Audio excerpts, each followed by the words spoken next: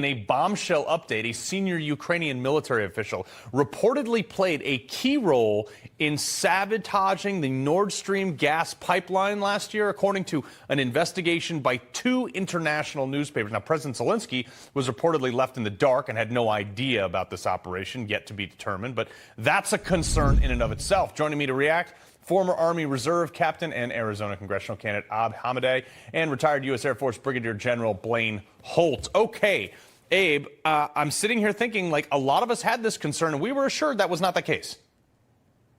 Exactly. This, last year when this happened, they called us Russian propagandists, trying to discredit us. But, this is exactly what's happening. Even Seymour Hersh earlier this year had that report trying to put blame on the Biden administration, actually. So, what we're dealing with is information warfare. And it's quite interesting to see the newspapers who are actually spearheading this is Washington Post. It must tell you that this war isn't going as well as the Biden administration is leading the American people to believe. But what's so shocking about it is it seems confirmed by multiple people and multiple sources that Zelensky was in the dark on it. So you're having this military operation done behind his back, and yet we're continuing to put over $100 billion into a war that's completely mismanaged by President Zelensky. But, to have this target on Nord Stream 2, which is civilian gas that goes to Germany and to Western Europe, is really concerning. And it shows you that what were they trying to plan? A false flag operation to drag the entire world into this war? Yeah, but General, I mean, you and I talked about this a year ago, and this is one of your concerns. Turns out you told us so. It may be. There's a lot going on here. And first off, I support cows from McDonald's. I do.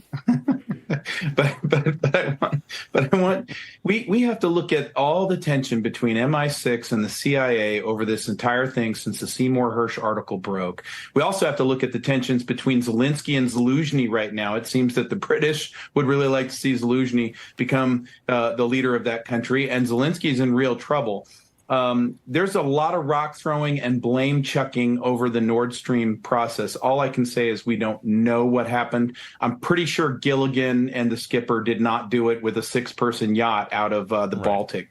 And so this is going to play on, but it's going to come to Avdiivka. That's a pivotal battle that's undergoing right now. And if the Ukrainians lose that, it's pretty much the beginning of the end, and we are going to have to get to talks regardless. Being a part of what was originally called the underwater demolition teams, the UDT SEALs, you and I agreed on a lot about that early on, but now it looks like we had a little bit more information ahead of time. Abe, you recently wrote an op-ed, and I really like this. Putting America first, it's time to suspend foreign military student training in the U.S. Yeah, why are we still doing it anyway? Well, that's why I wrote it. I was deployed to Saudi Arabia after the 2019 Pensacola terrorist attack, where you had one Saudi pilot kill 3 of our service members, and we put a pause on that training until we had a new enhanced security vetting guidelines implemented. And I was there part of the process to actually put these in place. But what I'm concerned about more so, Carl, is right now you're having some of these governments espouse Hamas propaganda, and you have their own military on our bases, and who are they allegiant to? Right now, they're going to listen to their queen. They're going to listen to their governments. It's really concerning because every year there's 5,000 foreign military that trains the United States, and over 1,000 of them come from the Middle East. Yeah, well, I did some of that FID, General, in Foreign International Defense, in some countries that really didn't like us that much, but yet we did it anyway. We give them billions of dollars, $13 billion to gender studies in Pakistan. What the heck are we doing? How many went on to actually learn our skills and then go on to lead a coup in their country in Africa? I mean, there was a running joke in my staff colleges like, oh, I've met you. You're from country X, and one day you'll be the leader. We're going to show you how to do all of that stuff.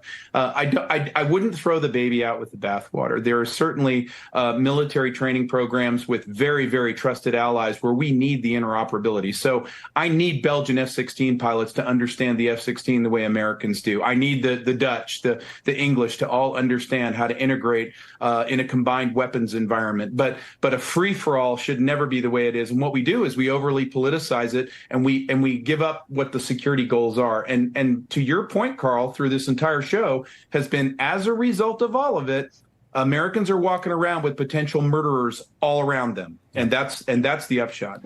Yeah, and some of it's even being applauded by the left, like a bunch of weirdos. Amen. General, Abe, we appreciate being here. Great to be with you.